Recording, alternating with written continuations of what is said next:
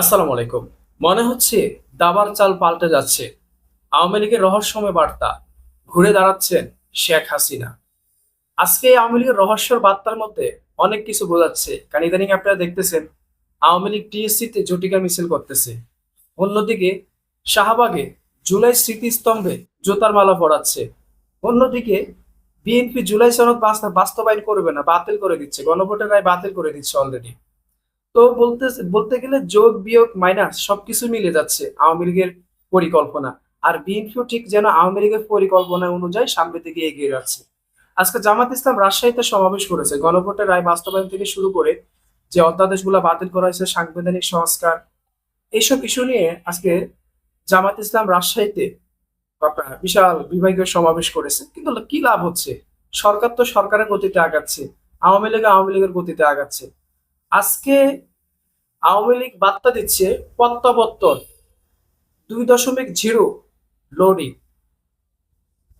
এই যে আমার পাশে যে ছবিটি দেখতে পাচ্ছেন, তো এখানে বোঝা যাচ্ছে আওয়ামী লীগ কামব্যাক করার মতো রাস্তা পেয়ে যাচ্ছে। এখন আপনি বলতে পারেন এটা আওয়ামী লীগের ফাঁকা আওয়াজ, আওয়ামী লীগ খালি কলসি বাজাচ্ছে, আওয়ামী লীগ আর কখনো ফিরবে না। আপনি কিসের ভিত্তিতে বলতেছেন আওয়ামী লীগ ফিরবে না? আওয়ামী লীগ বাংলাদেশে কয়েক হাজার মানুষকে মাইরা দিয়ে চলে গেছে, কিন্তু যারা অপরাধী তারা তো এখনো অনেক অনেক অপরাধী এখনো জেলে আছে, যারা সরাসরি জুলাইয়ের হত্যার সাথে জড়িত ছিল। কয়জনের বিচার হয়েছে?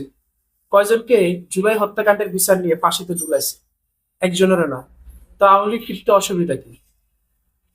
আমাদের দেশের চোদনা জনগণ যে কোনো অভ্যুত্থান উঠাবে, 5 বছর পর পর স্বৈরশাসক হটাবে, 5 বছর 10 বছর পর পর স্বৈরশাসকদের হটাবে জীবন দিয়ে।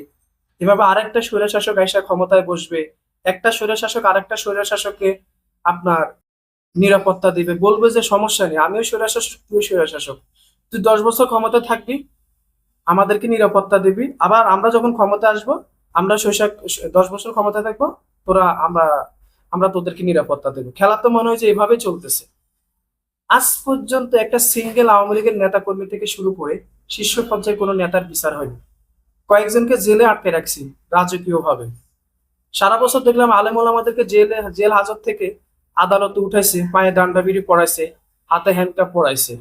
অন্যদিকে এখন দেখলাম আওয়ামী লীগের নেতাদেরকে একেবারে রাজকীয় ভাবে আদালতে উঠাচ্ছে। মনে হচ্ছে তারা আদালতে উঠছে না, শ্বশুর বাড়ির আপনার মেজবান খানা খেতে যাচ্ছে। এমন ভাবসাব, এমন প্রোটোকলকে তাদেরকে নিয়ে যাওয়া হচ্ছে, মনে হচ্ছে এটা আসামি যাচ্ছে না, রাষ্ট্রপতিকে প্রোটোকল দিচ্ছে পুলিশরা। এটা হচ্ছে পার্থক্য।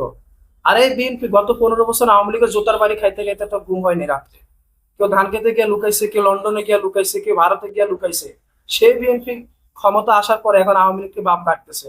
তার মানে বোঝা গেছে এই বাংলাদেশের সবচেয়ে শক্তিশালী দল হচ্ছে আওয়ামী লীগ। না হলে ক্ষমতা থাকার পরে কেন আওয়ামী লীগকে বাপ ডাকতে হয়? এ হচ্ছে আওয়ামী লীগের রহস্যময় বার্তা, শেখ হাসিনা ঘুরে দাঁড়িয়েছে। আপনারা যার যার অবস্থান থেকে তৈরি থাকেন। আমরা সবসময় ভিডিও বানাইছি, আপনাদেরকে সতর্ক করছি, এবারও সতর্ক করতেছি।